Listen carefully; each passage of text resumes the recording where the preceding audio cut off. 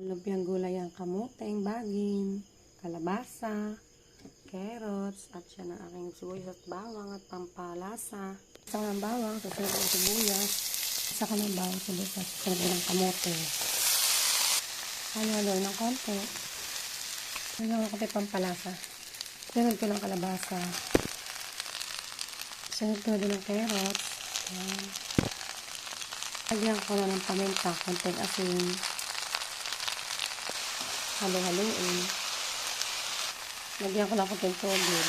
Samahin ng hapon. Ilalagay ko ng pampalasa, cubes. Ayan, luto na. Palalamigin lahat. Babalutin na sa wrapper. Yan ang aking lumpiang gulay. Kamote, kalabasa, at sayot, at carrots.